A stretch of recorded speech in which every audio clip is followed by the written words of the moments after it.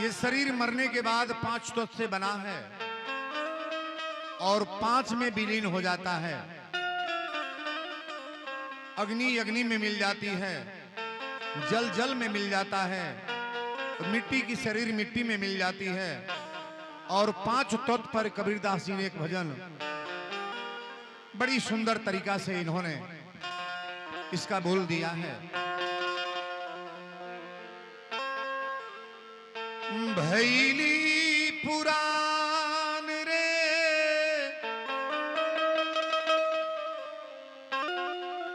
हो, भैली पुराण हो, अब कार गई वो चुंदरी भैली पुराण।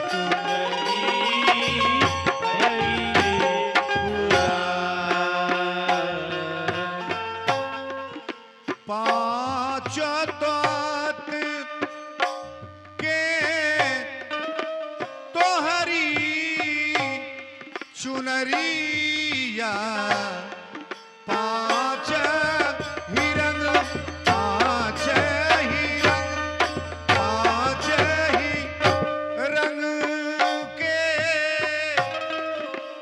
तोहरी चुनरिया। धोबिया धोवेले 8 या धोबिया धोवेले 8 या मोरे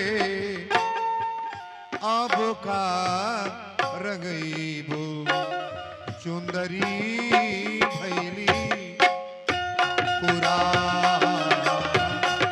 अब कार गईबो चुंदरी भैली पुरा। अब कार गईबो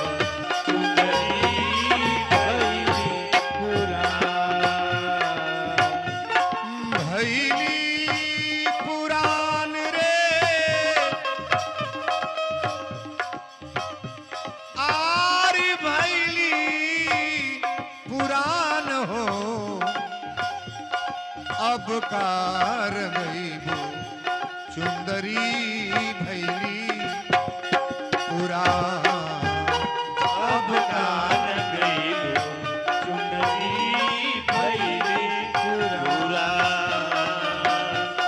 अब कार गईबो चुंदरी भैली पुरा।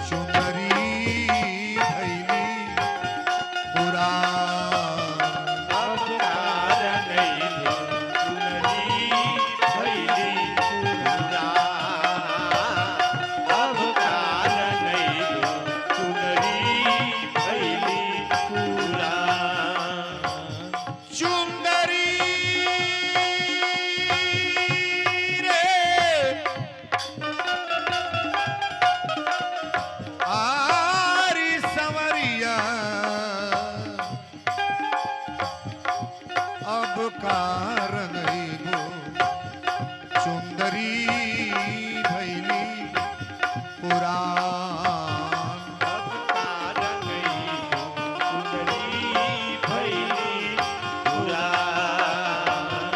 अब कार गई चुनरी भैली पुराण। कहत कबीर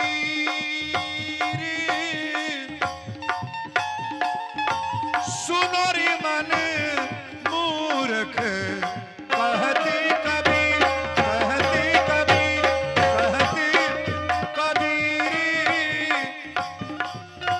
सुनो रे मन मूर्ख। जिनकी जतनवा के नाम, जिनकी जतनवा के नाम रे। अब कार गई चुनरी भैली पुराण। अब कार गई चुनरी भैली पुराण। अब कार गई चुनरी भैली पुराण। भैली पुराण रे, भैली पुराण रे, भैली पुराण हो। आर भैली पुराण रे। अब कार गई